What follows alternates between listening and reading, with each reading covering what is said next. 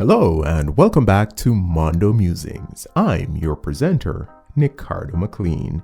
In today's video, the first of 2022, we debut a new feature, Commentary and a Question, which is intended to stimulate conversation around some of the most interesting local and international track and field storylines heading into the new outdoor season.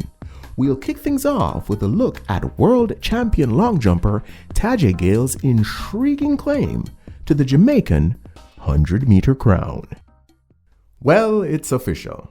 I'll be running 100 meters next season. Didn't want to do this to the sprinters, but oh well, wish me luck. With this cheeky tweet, 2019 world long jump champion Tajay Gayle formally threw his hat into a Jamaican men's 100-meter ring that's been absent a bona fide king since Usain Bolt hung up his spikes in 2017. The revelation should have come as no real surprise though, because while a steady diet of speed work isn't exactly an alien ingredient on the menu of any long jumper worth his salt, Gayle's numerous competitive sprint outings had the distinct whiff of someone cooking up something distinctly different. It's worth noting that all of his 4 Bills races fell far short of being classed as technical masterpieces. Even in his PB-setting 10:18 race at Destiny Series meet number 2, the rangy MVP athlete had to overcome a so-so start and rushed transitions to prevail. Yet, prevail he did, and over a quality field of solid second and third tier Jamaican 100-meter guys at that.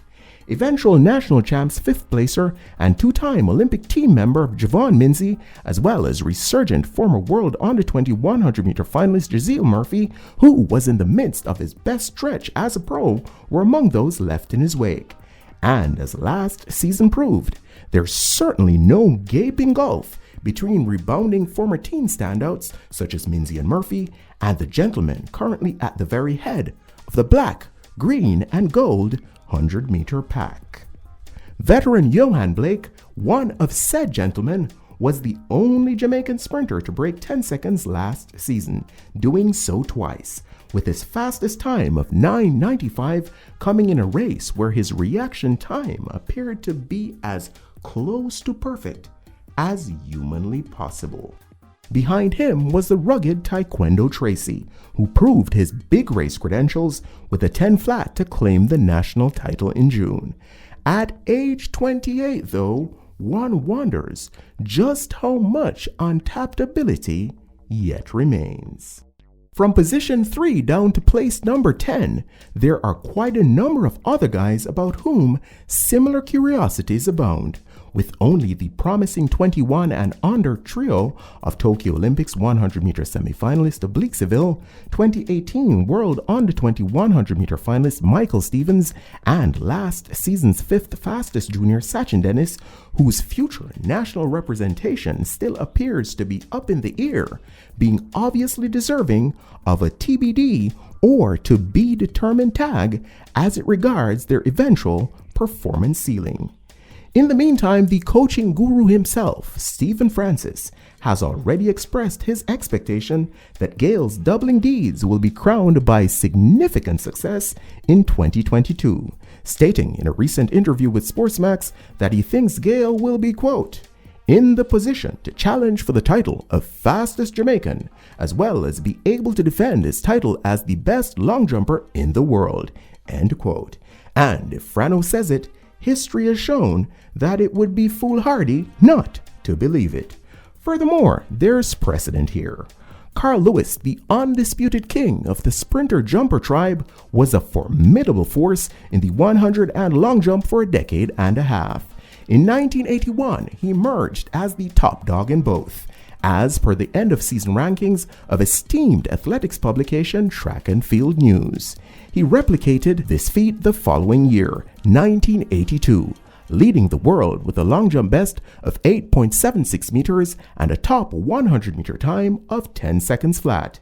In 1983, he made it a three-peat, thanks in large part to gold medals in each event at the inaugural World Championships in Athletics staged in Helsinki, Finland.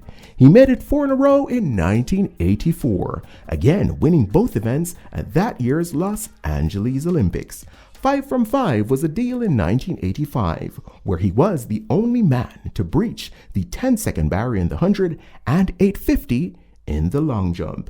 And in 1988, after a 2-season hiatus from the #1 spot, the man with a combined 11 global golds across the 2 events returned with a vengeance to reclaim his twin crowns. Then there's the example provided by an outstanding but slightly more modestly talented doubler like Caymanian-American Kareem Streete-Thompson. The former Carifta Games star was a World Champs 100-meter finalist in 1999, before finishing 5th in the long jump in Edmonton 2 years later, during a career which saw him log a Bill's best of 9.96 while also sailing out to 8.63 meters in the pit.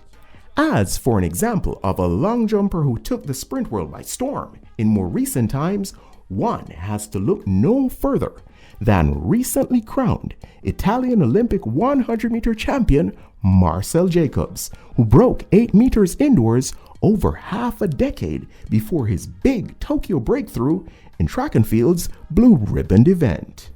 So the obvious question is, will long jump champion Tajay Gayle take over as Jamaica's #1 100-meter man in 2022?